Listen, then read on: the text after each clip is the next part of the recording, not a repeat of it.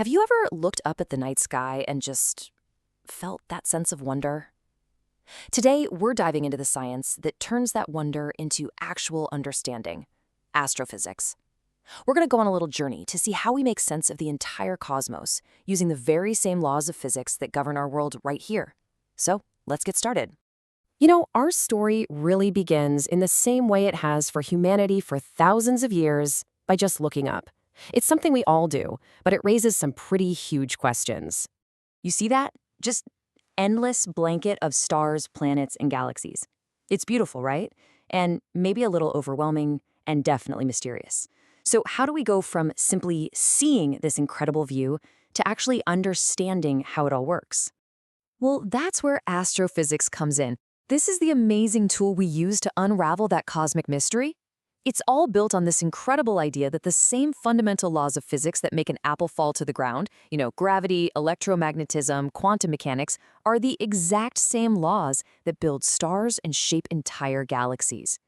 Now, it's really important to distinguish astrophysics from its older cousin, astronomy. Think of it this way. Astronomy is focused on the what and the where. It identifies a star and maps its location. But astrophysics asks the deeper questions. How does that star work, and why is it there?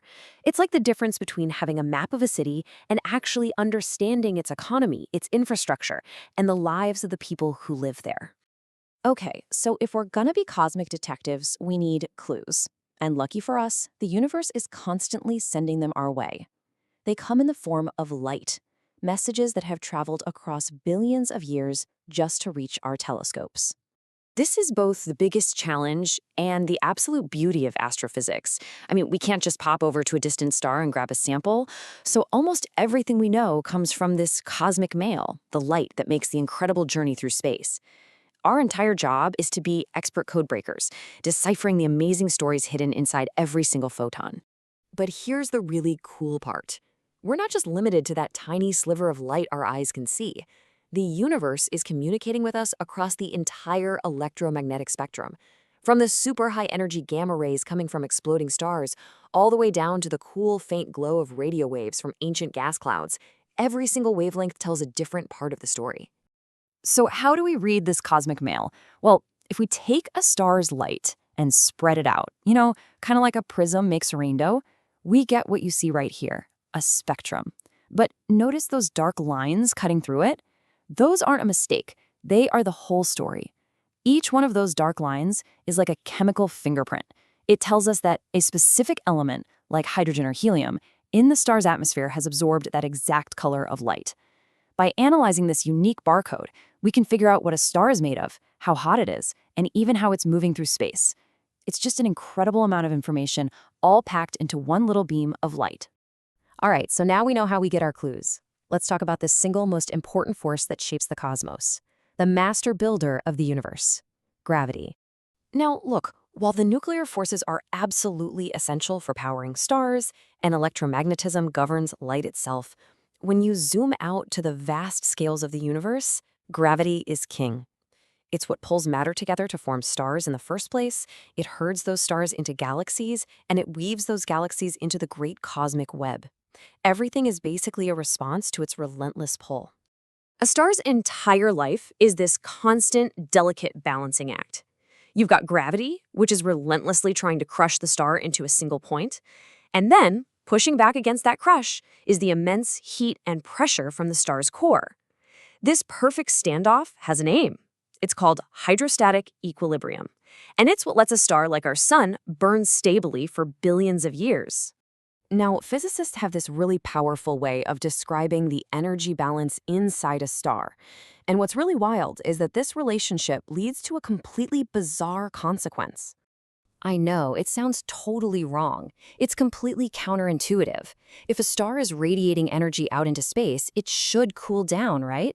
But as it cools, gravity wins that tug of war for just a moment, and it causes the star to contract a little bit.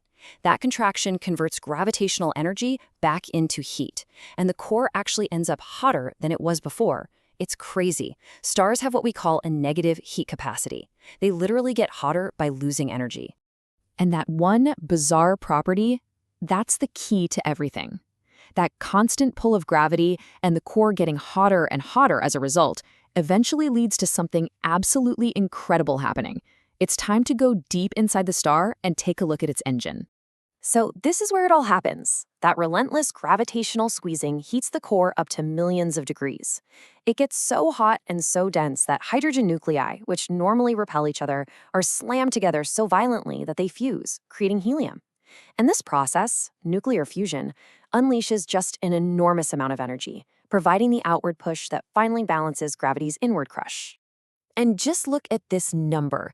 This process of fusing hydrogen into helium is so incredibly efficient that it converts 0.7% of the original mass directly into energy, thanks to E=mc². That tiny little fraction is enough to power a star like our sun for 10 billion years. It is the most powerful engine in the universe, hands down.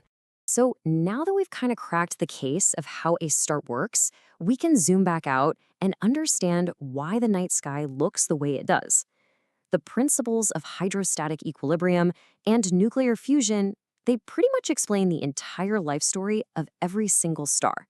So how do we piece this whole story together? I mean, we can't watch a single star for billions of years. What we do is we look at big populations of stars. On the left here, you see a diagram of stars near us. It's a mix of ages and types, kind of a jumble. But on the right, that's a diagram of a star cluster, where all the stars were born at the same time. This is like a cosmic snapshot. It allows us to see how stars of different masses have evolved up to that one specific age. By comparing a bunch of these snapshots from different clusters, we can build a complete timeline of how a star lives and dies. Now for the most massive stars, the story gets even more dramatic. After they run out of hydrogen, gravity crushes the core again until it's hot enough to fuse helium into carbon, then carbon into neon, and so on and so on. The result is what you see here, a star with these nested shells, just like an onion, with heavier and heavier elements being forged closer to the center. And eventually, they create a core of iron, from which no more energy can be squeezed. This is the star's final moment. And this leads us to the most profound conclusion of all. Every single element that makes up our world, the carbon in our cells, the oxygen we breathe, the silicon in the rocks beneath our feet, all of it was forged in the nuclear furnace of a star that lived and died before our sun was even born. Stars are the great element factories of the cosmos. So when we apply the laws of physics to the light from distant stars, the story we uncover isn't just about them. It ends up being about us. It connects the largest structures in the universe directly to our own existence. It's a humbling, awe-inspiring perspective, and it all comes from the incredible